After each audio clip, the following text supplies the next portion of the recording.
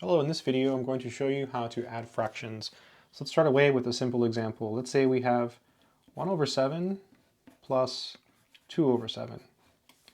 So the number 1 is called the numerator and the number 7 is called the denominator. So basically when the denominators are the same, so the numbers on the bottom are the same, all you do is you add the numerators. So in this case, because they're both 7s, all you do is you add these. So 1 plus 2 is 3.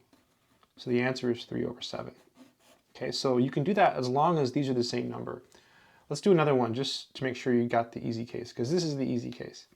Let's say we have 3 over 10 plus 4 over 10. So in this case, same thing. Both of the numbers in the bottom are 10s, so you can just add straight across. 3 plus 4 is 7, so you just get 7 over 10. So that's the easy case. So what if these numbers are different? So let's do some examples like that. So let's say we have 2 over 5 plus 3 over 7. So in this case, the numbers are both different. So what you want to do is you want to find what's called a common denominator. So to do that, you need to make the numbers on the bottom the same. So one easy way that you can do this that always works is to just multiply these numbers. So 5 times 7 is 35. So if you can make them both 35s, you'll be able to actually add them. So in order to make this number 35 on the bottom, we have to multiply the bottom by a 7. But you're not allowed to do that. You're only allowed to multiply by 1. So what you do is you do this. You write 7 over 7.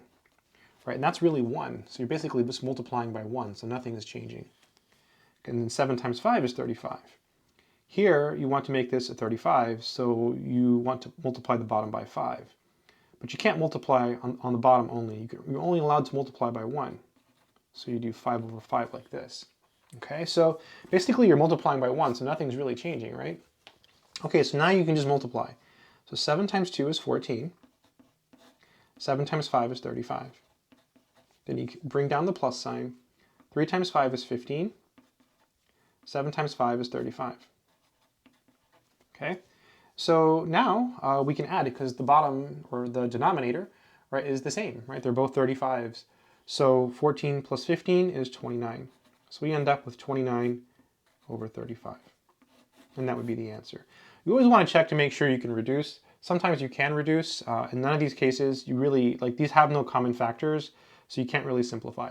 Let's do another example. I'll do one over here. Say we have 1 over 4 plus 2 over 3. So in this case, again, we want the denominators to be the same. So in this case, 4 times 3 is 12. So if they're both 12s, we're ready to go. To make the 4 a 12, we need a 3. So we can multiply by 3 over 3, because 3 times 4 is 12. To make this a 12, we need a 4. So we multiply by 4 over 4. So 3 times 1 is 3. 3 times 4 is 12. Plus 2 times 4 is 8. 3 times 4 is 12. And now they're both 12, so we can add 3 plus 8 is 11.